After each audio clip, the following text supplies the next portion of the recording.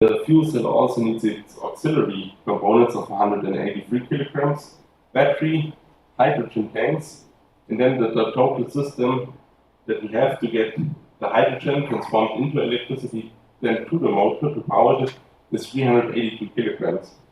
It stores 5.6 kilograms of hydrogen, so 185 kilowatt hours of energy is on board the Toyota Mirai 2, but you can't use, or all that energy doesn't magically become electricity. The fuel cell is about 60% efficient, which is quite good for a flexible fuel cell. Then you are left with about 110 kilowatt hours that you can use to power your vehicle. And when we compare to on our system level to energy density of batteries, hydrogen stands at about 290 watt hours per kilogram, and batteries, that one I took from the EPA document listed for the Tesla Model S, is about 186 watt hours per kilogram. So the difference, hydrogen still has an advantage, but it's not as big as some people might think.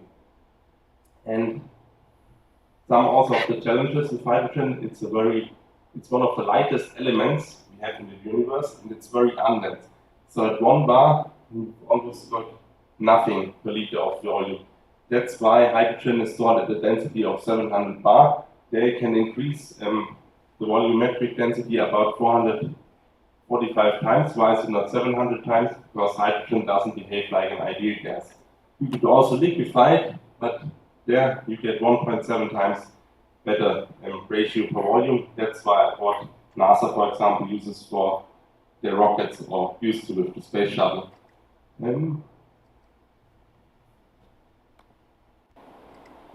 Perfect. Here you can see some of the tanks that Toyota uses. Also on the website you can find a spec sheet. Beautiful. Bit boring, it looks like in just a spreadsheet, so let me put it in some graphs. First, with hydrogen tank, size matters, so the bigger the tank, the better it's the amount of hydrogen you can store in liters per kilogram of tank mass. You can see the bigger tanks, the stored hydrogen goes up, and the ratio of tank mass to stored hydrogen goes down, and that's good, so I got less that way. And for weight, looking at weight, bigger tanks are better, but volume, because they still use 700 bar, it makes really no difference. Again, just in a different format, if you go big, the volume stays relatively flat, and again, as I mentioned, the mass ratio of tank to hydrogen goes down, which is good, because you don't want to have a lot of tank weight for the stored hydrogen. Yeah, no volume advantage, just in a different diagram. But it's not all bad news. Hydrogen, it just needs scale. Here you can see for a comparison of the system's energy density for a battery pack in the dotted line, and for a small car and a medium-sized car, depending on the amount of hydrogen you can store in the car. So for small cars, we will probably only store a couple of kilograms to get around 300 kilometers of range. It doesn't really make sense to go with hydrogen. For a larger car, you can see, got a nice advantage, but being able to store 6 to 7 kilograms is not easy. You need to design your vehicle around the tanks. But don't fear. Here we have for larger vehicles, if you can store really a lot amount of hydrogen, so let's say for utility vehicles or large trucks going long distances, then you can see really the energy density of the system goes up nicely and compares very favorably compared to batteries. That's why a lot of people are advocating for hydrogen in large vehicles. Let's see who wins this race. Lastly, if you got your nice hydrogen car, you also need to fill it. Here, because this is now focused on Europe. On the left, you can see the hydrogen stations in Europe. Green operational, blue under construction, red they're being serviced right now.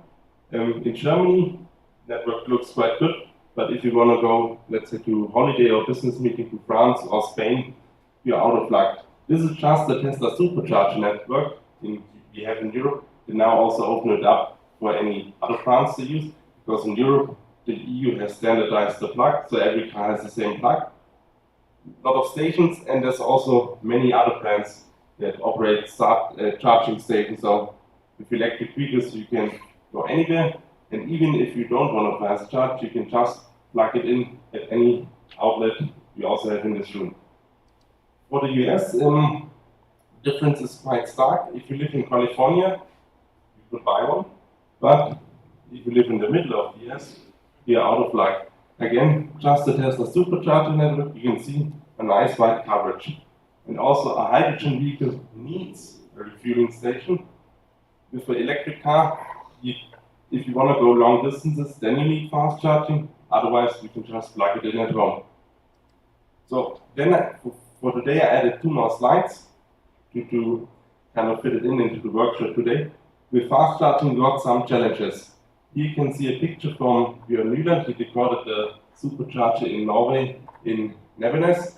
It is 44 stalls and 150 kilowatt of output power per stall. And you can see a lot of fast charging, so that means a lot of grid power is needed. And that's also some of the challenges we are facing in Europe right now, that the grid is not strong enough to supply or to supply all these charging stations. So one solution would be to use batteries as a sort of buffer. You can see with the Nissan Leaf, already did it, Second Life, put them into a container. We also seen at the campus in Florianopolis, Second Life batteries. So Second Life batteries would be perfect for that. They can relax on their retirement and help supply the fast chargers. Also, Tesla already deploys some superchargers at their sites in the US, and they will continue to do that. But these cells are first life, and I don't think you need the nice first life cells for that sort of work. You are better to put them in cars, have them do the heavy lifting there, and then send them off to retirement in a buffer battery. This comparison was between fuel cell vehicles and BEVs. Again, a lot of numbers. For that slide, basically the point I want to bring home is that the fuel cell vehicles, looking at the weight, the Toyota Mirai is similar size to the Model S, but space-wise, even the Model 3 beats it. And weight advantage, you don't really have got one there. And there's a lot of numbers, not really too important. The price we already saw. For fueling series, you need the filling stations. The infrastructure is terrible because companies don't want to build refueling stations if there are no cars, and people don't want to buy cars if there are no refueling stations. The system itself is quite complex. If you ever seen a teardown of a fuel cell vehicle, I highly recommend. You can see a lot of hoses. The sales have been very low, and the hydrogen system itself in a vehicle need scale and as a whole. And then for this presentation, you also saw that Tesla, up to 2021, sold over 2 million cars. They now sold over 4 million cars. Last year 1.3, BYD almost 1 million, VW over 500,000.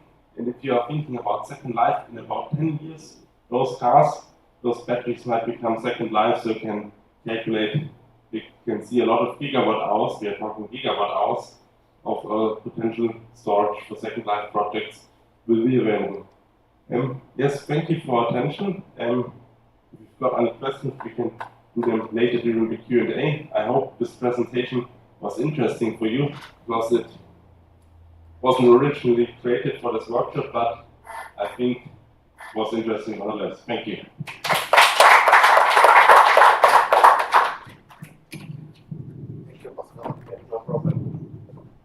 Thank you, Pascal. It was absolutely interesting presentation. Thank you. Let's go to the last presentation of today, and after we go to the Q&A session. Rodrigo, can you hear us?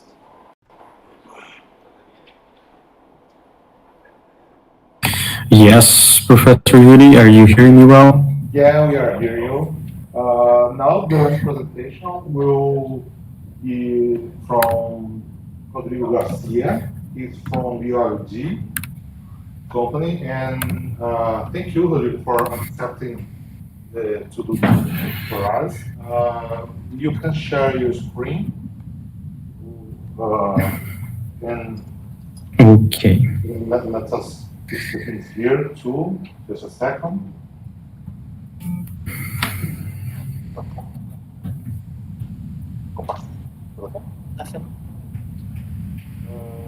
So we can start when you want. Thank you. Okay. Are you seeing my screen? Yes. Great. All right. So thank you very much, Professor Yuri, Professor Ricardo Ritter, for the invitation.